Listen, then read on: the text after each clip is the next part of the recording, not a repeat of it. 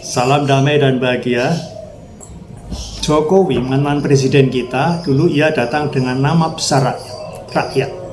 Anak tukang kayu, lahir dari rahim mong cilik dan dibesarkan oleh partai bernama PDIP. Partai yang kala itu berdiri tegak melawan oligarki dan pengkhianatan reformasi. Di tangan PDIP, Jokowi naik panggung dari wali kota Solo ke gubernur DKI hingga menjadi presiden RI 2 periode.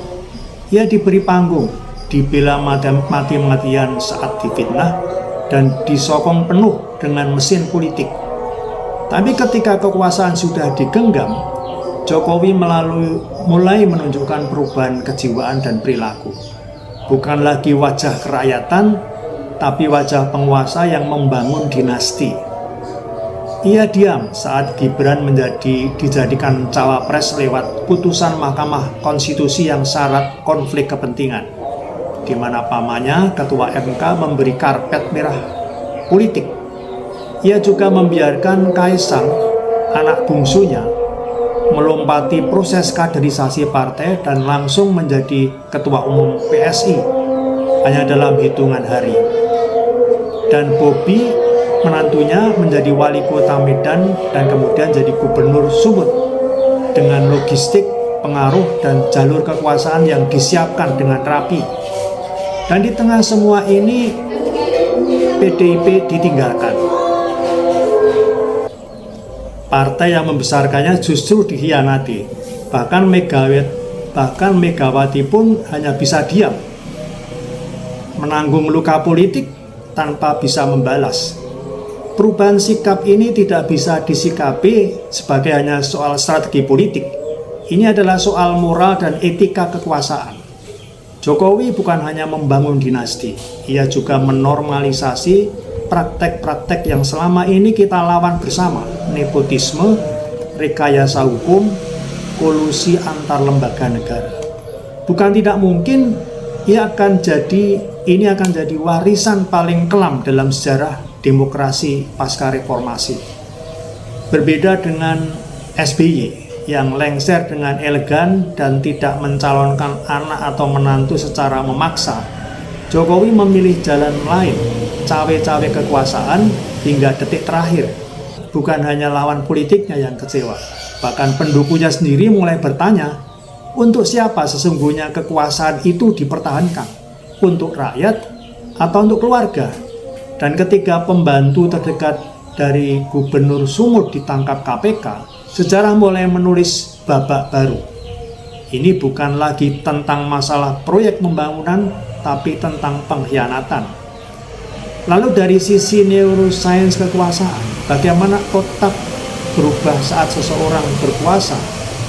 Pertama, kekuasaan mempengaruhi struktur otak. Penelitian menunjukkan bahwa kekuasaan kronis itu akan mengubah aktivitas prefrontal cortex, area otak yang mengatur empati, moral, dan pertimbangan sosial. Akibatnya, seseorang yang terus-menerus dalam posisi berkuasa itu cenderung kehilangan sensitivitas terhadap penderitaan orang lain. Ini disebut dalam neuroscience sebagai power-induced empathy deficit. Dalam otak ada hormon yang namanya dopamin yang berpengaruh pada rasa euforia kekuasaan.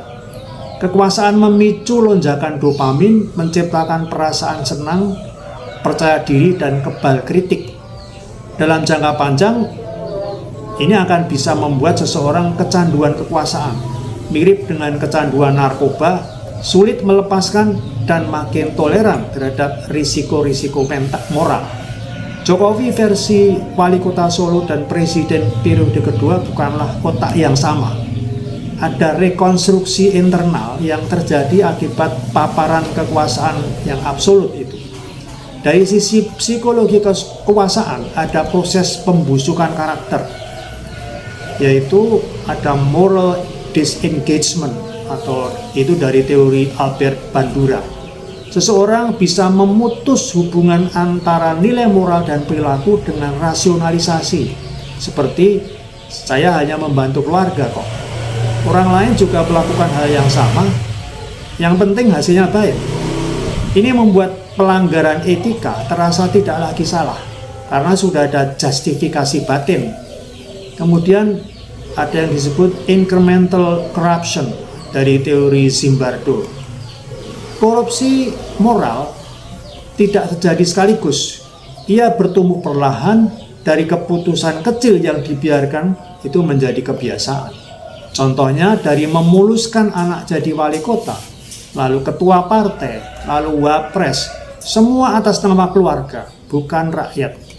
Saat seseorang dikelilingi oleh orang-orang yang hanya memuji dan tidak mengoreksi, maka realitas jadi bias. Jokowi kini berada di tengah kekuasaan yang memanjakan dan tidak lagi mendengar kritik dari kelompok awalnya, termasuk PDIP. Dari sisi spiritualitas, rupanya terjadi dalam diri Jokowi kehilangan tujuan sejati dalam kehidupan publik karena memegang jalan kekuasaan yang meninggalkan niat awal. Dalam banyak tradisi spiritual, kekuasaan adalah ujian terbesar jiwa manusia. Saat nilai awal tidak dijaga, dari pelayanan rakyat menjadi penentu nasib keluarga sendiri, maka jiwa kehilangan pusatnya. Jokowi mungkin merasa, saya sudah banyak berbuat untuk bangsa, lalu menggunakan itu untuk membenarkan cawe-cawe. Ini disebut spiritual bypassing, di mana orang menutupi kesalahan moral dengan klaim kebaikan masa lalu. Jokowi bukan satu-satunya yang mengalami transformasi ini. Banyak tokoh dunia atau para pejabat negara, dari pemimpin revolusioner hingga reformis, pada akhirnya berubah karena daya rusak kekuasaan. Namun ketika perubahan itu mengkhianati prinsip awal, menyingkirkan partai yang membesarkannya, dan menyalahgunakan etika hukum demi keluarga, maka itu bukan lagi dinamika politik biasa, tapi tragedi spiritual. Jiwa yang kehilangan kompas moral akan tersesat meski di dalam istana emas.